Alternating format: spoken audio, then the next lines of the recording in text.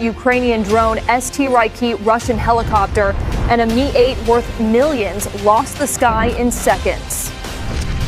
At 06:02 hours, a Russian Mi-8 helicopter lifted off from a forward operating base in northeast Ukraine, low, fast, and heavy with assault troops. Down below, fog sat on the fields like a lid, muting the world into grayscale. No birds, no distant traffic, just damp air and the faint smell of wood smoke from somewhere unseen. And then the sound arrived. Not a roar, a deep, rhythmic thump, like a heartbeat under the clouds, moving along the roads at 150 kilometers an hour. 3 Ukrainian FPV operators had been waiting since '04. Drones armed with RPG warheads, batteries kept warm inside their jackets, hands wrapped around controllers that felt like blocks of ice. They had one chance. In less than 23 minutes, they would attempt something modern warfare said was impossible. You're watching The Military Minds. This mission looked routine. The Mi-8 stayed at 40 meters, followed roads for navigation, kept radios quiet, and treated GPS as useless static under heavy jamming. In that fog, the pilots trusted the road and their eyes, because emitting anything electronic could invite a missile. What they didn't know was that weeks earlier, Ukrainians had built an acoustic net across this sector, an invisible perimeter of ears. Modified smartphones with external microphones were hidden in trash bins under broken concrete inside fake rocks. Solar-charged batteries kept them alive for weeks. Each device listened for one signature, the low-frequency rotor beat of a helicopter. The network itself was almost elegant, a low-power, long-range wireless link pushing tiny packets of data up to 10 kilometers on barely any energy. Quiet enough to hide, cheap enough to scatter everywhere. When a helicopter passed overhead, every sensor stamped the exact millisecond the sound arrived. Sound travels about 343 meters per second. That means a few milliseconds of difference between sensors becomes distance, and distance becomes position. With enough sensors, you don't need eyes. Sound doesn't care about fog. At 06:02, the first sensor caught it, a spike around 35 Hz, right in the Mi-8's signature band. Seconds later, 2 more confirmed the same rhythm. Triangulation tightened. Within 50 meters, 3 phones buzzed at once. The operators were spread out to cover the main routes, one watching the M03 highway, one monitoring northern farm roads, one posted near the southern river valley. Miss the intercept and the assault troops would reach Ukrainian positions. Contact bearing 285.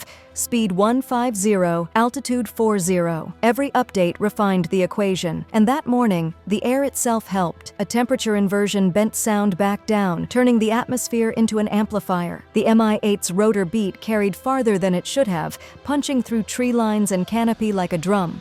On the Russian side, the pilots stayed low to avoid radar, and steady to conserve fuel. Predictable, almost forced to be predictable. Then the Mi-8 turned off the M03 onto a dirt secondary road, still at 150 kilometers an hour, still hugging the ground. For the Ukrainians, time collapsed. The helicopter was now only 7 kilometers from Ukrainian forward positions, and the fog was thickening into a wall rolling off the river. In minutes, cameras would see nothing. Even infrared struggled in this kind of moisture, light scattering in a whiteout. The lead operator reached for his primary drone. It refused to arm. The drone was a Frankenstein mix of racing parts and Soviet explosive. A corroded handmade connection had failed on the impact trigger, not contractor hardware, garage engineering, zip ties and solder, where every joint was a risk, and every battery plug felt like a coin toss. He scraped contacts, reseated wires, breathed warm air onto metal to fight condensation, while the acoustic net painted an urgent picture. The northern operator sprinted to reposition. Then his controller died, battery drained by the cold. He swapped in a backup pack wrapped in hand warmers. The backup drone was worse, shorter range, weaker transmitter, fewer minutes in the air, but it powered on. If it's stupid and it works, the saying went, it's not stupid. At 06:18, the third operator launched, and his video feed turned to gray snow as the fog swallowed the drone. He flew blind, guided by heading and the voice in his ear, making tiny corrections he couldn't see. Bearing 290, turning west. Physics narrowed the options. The helicopter couldn't climb above the fog without risking radar. It couldn't abandon the road without risking unmarked power lines.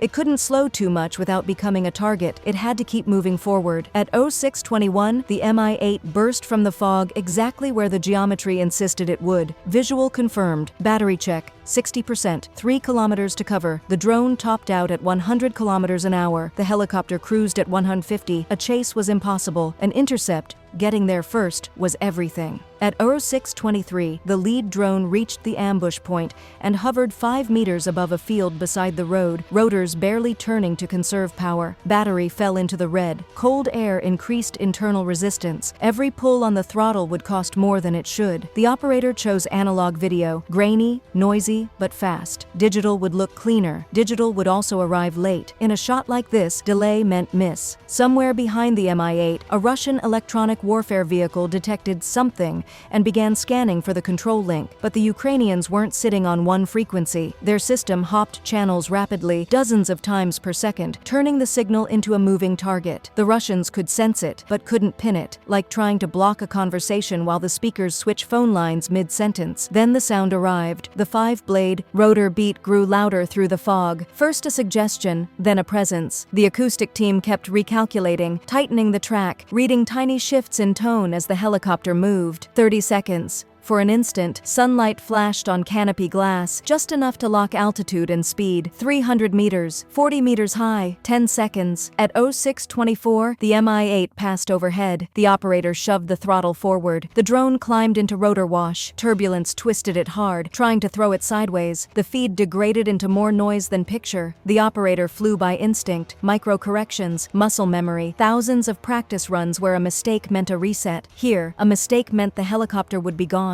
The troops would land, and history would stay unwritten. The second operator watched, ready to take the follow-up if the first missed. The third recorded, knowing this moment would echo far beyond this field. At 06:25, impact. The shaped charge detonated instantly. A copper-lined cavity collapsed into a focused jet, molten metal driven forward at extreme speed, punching through the Mi-8's thin skin and into everything behind it. Flame rolled across the fuselage. The helicopter pitched, rolled, and fell, crashing into the field in a violent bloom of smoke and fire that briefly turned the fog orange. A spotting drone swung in from a safe distance, capturing confirmation footage, wreckage burning, rotor fragments scattered like broken ribs.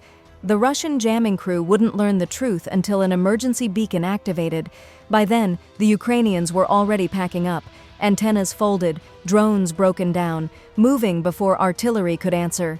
And just like that, the fog swallowed the scene again.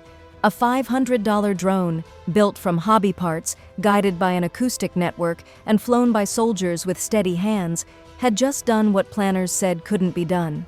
This wasn't luck. It was preparation meeting opportunity in the fog, sensors hidden in plain sight, a control link designed to survive jamming, and operators willing to bet everything on geometry. In a war where eyes go blind and radios turn to static, the oldest cue still matters. A sound in the air, a heartbeat in the clouds, and 3 people waiting in the fog, listening for the moment history gets loud. Bye for now.